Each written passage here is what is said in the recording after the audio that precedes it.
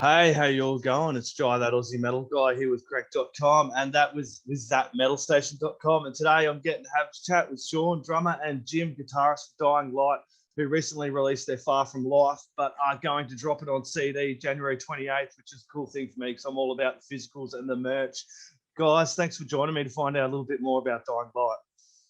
Thanks a lot for having us. Yeah, man. Appreciate being here. No, absolute pleasure. And before we get going, man, Merry Christmas, dude. I can see you're all set up there. It's a busy time of year. It's Christmas Eve over here in Australia, man. So this is kind of my last interview for the year and the one before Christmas, guys. So a big Merry Christmas for myself, Crannk, and that metal station.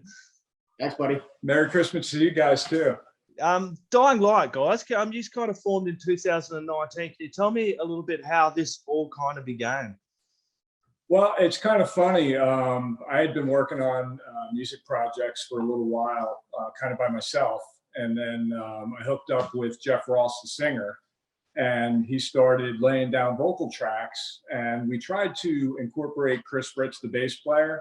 And he kind of was like, yeah, I'm kind of busy doing my cover tune thing. I'm making money. I'm good to go. And then we kind of hooked up with Shaun here at a Godsmack concert through a mutual friend. Our buddy Justine introduced us, and he was like, yeah, I play drums. And we were like, well, you think you might want to try and join a project? He's like, send it over. Let me take a listen to it. I think it was a week later, we started recording our first demo. Nice. And what was that demo you just dropped? It's called that's called Shallow Grave. It had 7 songs on it, and it was just kind of the first introduction of getting the whole band together and kind of the gel that and the sound that we were kind of looking for started to come together. But it was still a lot of the music that I had written by myself. And Far From Life, this album, is a lot more of the entire band coming together and writing the music. So it's a lot more of a fuller project with a lot more influence from everybody else in the band kind of contributing, which I think gave it a much better sound. Yeah, cool. So can you tell me a little bit about that songwriting process from this album then? Because if this is all of you guys, tell us how you kind of worked it all together. Usually what happens is I'm pretty much the main songwriter in the band, and I'll start coming up with riffs and things like that. I'll lay some things down with some kind of a digital drum track behind it. Jeff will start listening to it, and then he starts adding vocals to it, starts layering the vocals, and then we introduce it to the rest of the guys. Shaun starts thinking about a drum beat, then we get in a room together and we start playing it and seeing where it goes. A lot of the times it ends up coming out completely different. Like most of these songs are completely different than the demo version where they started. So can you tell me a little bit about some of the artists that have kind of influenced and inspired you then, dude?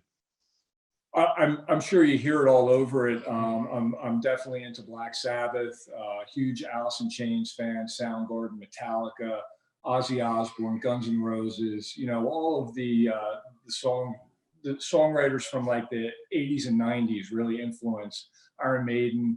I love all that kind of stuff. So it definitely bleeds right through all the music, and you can definitely hear some influence in there without a doubt. Yeah. So how did you pick up guitar, man? I want to ask how you both picked up guitar, and then Shaun, how did you start drums? Tell us a little bit about what originally inspired you guys to go down this path. We'll go with Shaun first with the drums. Yeah. Me, I picked up drumsticks at the age of about 12, and it was just there. And I just kept playing. I have a very big thrash metal background, death metal stuff.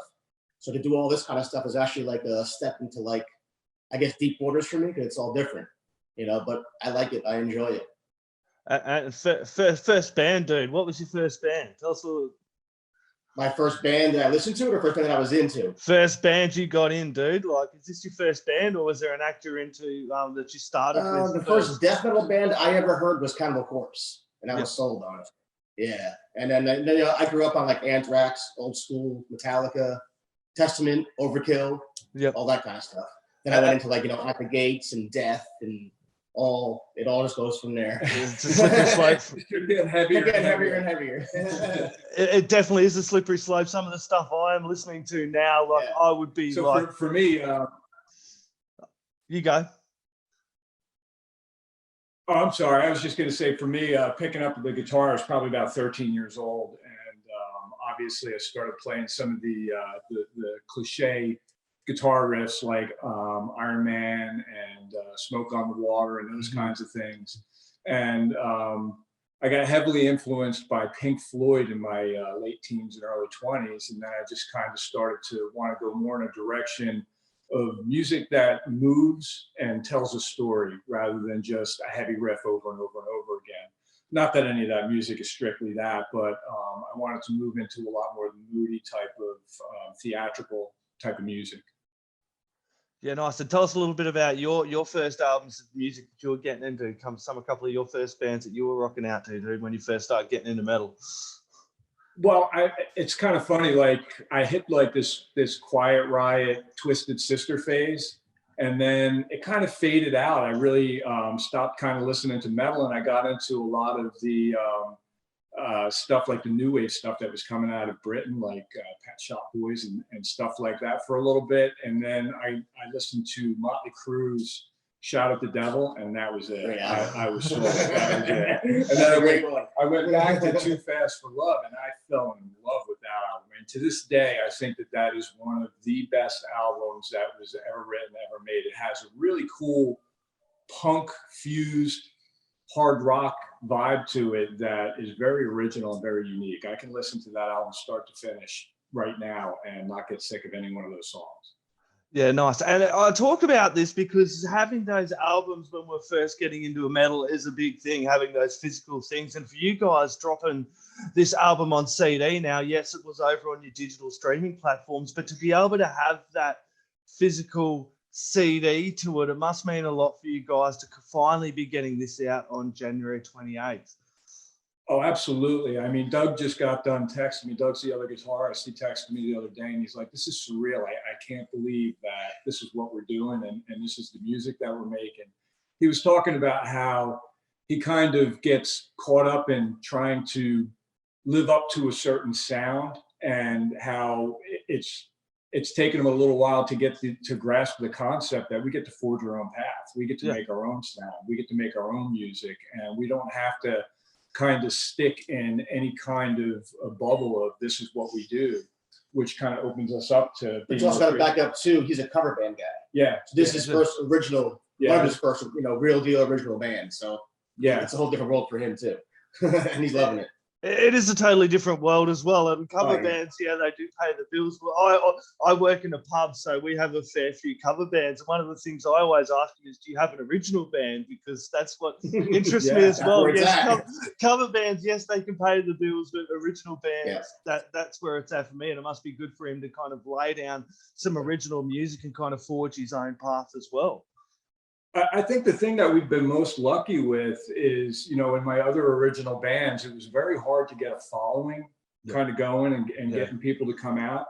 And since our very first show, we've been able to get people to show up, man. They just keep coming. They love the music. They love the new stuff when they hear it. So it's been very exciting. And like the last show that we played inside at Bird and Betty's was probably about 2 months ago. Nice. We dropped one of the new songs off the album and nobody had heard it before. So that was really cool to give them that experience. And they absolutely loved it. They absolutely loved it. So we got a really good following of people that they're loyal. They just keep coming out every time we play a show. It must be great to be able to play live and to have these CDs to kind of be able to get rid of the shows as well for the fans, because there's nothing like going to a show and then hitting the merch stand for a band you've seen for the first time and going blowing a bit of bunder on your band and going back and telling 20 of your mates about it as well. What's the New Jersey scene like coming out of everything that has been happened and then you guys finally getting to play live again? I got to tell you, we never really missed a beat. We got very lucky. The scene here is open. We did, even when everything was shut down, we were doing outdoor gigs. Yeah. So we, obviously some stuff we missed. We actually had to cancel 3 or 4 shows, indoor shows. 3 or 4 indoor shows. But for most of the summer, we played outdoor gigs, and it was great. Yeah, it was really awesome. Yeah. And the nice thing is, even with the recording and how we sound live, the most important thing for us on this was to be able to get how we sound live recorded, so that when people come and see us and they put in the CD, they're getting essentially the same product, and Charlie Berezanski of Rivalstown Studio, he really, really nailed this one. He hit out of the park with getting our live sound to come through on that CD. And I'm really impressed with his skill of recording and producing, and he gave us a quality product that we love. Well, how was that process working with Charlie? Tell us a little bit more about the recording process and Charlie as well over at Rifle Sound. So what we did was we spent a lot of time playing the songs live in the basement to get a feel for how we really wanted them to sound. Yep. And then we figured out what the tempo would be. And then I would send Charlie a template of stuff that I laid down in my home recording studio, and he had that on a click track. And then we would go in and Shaun would lay down the drums to that, and then we would all come back in and relay down all of our music and layer it. And I mean, I think the most fun for me was the final layering of what do we want to put here, what kind of sounds do we want to put there, what kind of nuance do we want to put here, do we want to add an atmosphere here? And there's so much going on in the recording that you don't really know is happening. But if you were to take it track by track, you'd be like, I didn't hear that. Yeah. But once you hear it, you can't not hear it. You know what I mean? With headphones. You catch a lot with the headphones. Yeah, you catch a lot with the headphones, that's for sure. Yeah, you definitely do catch a lot with headphones. I love sticking on the headphones and listening to albums, like listening to whole albums that people sometimes forget when they get stuck in those streaming, cycles. But when you put on a whole album like Far From Life, there's this little different with every album. Like you put on there's all these little different nuances, and the track listing and the way one song leads into the next, and there is a lot of effort that's put into putting these albums together that sometimes people do forget when they're only listening to one track here, one track there. But having those CDs and putting that CD, and that was the thing I would do when I was a young lad first getting into heavy metal. Some bands I would be like, not get them at first, but then you play them over and over and again. By the time you've listened to it the 10th, 20th time, you start going, now I get it. It finally clicks for you. Yeah. And that definitely still, I mean, there's still some times where I'm listening to things and something that Doug played, I didn't even catch it while we were doing it in the studio. And with Shaun, it happens all the time. Like I hear these little fills and things that you hear them live, but they're just not as crisp as what you get from the recording. Jeff always says when he watches me play and he sees it, he goes, "Oh yeah, that's what he's doing." Because I always hear it, but to see actually do it, to actually see it, it's like, "Oh yeah, that's what he's doing." It's kind of cool. Yeah. Have you guys got a favorite track off the album? I know it's probably going to change week to week. It's like picking a favorite child at times, but have you got a favorite track and why? I'm still going. For me, Far From Life is one of my favorites. Yeah, I think that's probably the heaviest song on the album. Yeah. I kind of vacillate. Like I love The Cycle, the starting track. I absolutely love that song, and that was the last song that we wrote for the album, and it almost didn't make the album. And now pretty much everybody in the band agrees. Thank God we put that thing on the album. But I really love Cry Out. I love Mercy. I would say if I had to pick a favorite, it would be Darker Fear, though. I think that one gives a really good indication of the type of, that dramatic type of sound that I was talking about that I really love with the Pink Floyd, where and I love the lyrical content as well. I'm really proud of it. Got the Pink Floyd flag hanging up in the back there, mentioning Alpha. There you go. Highly influential album. Yeah, exactly.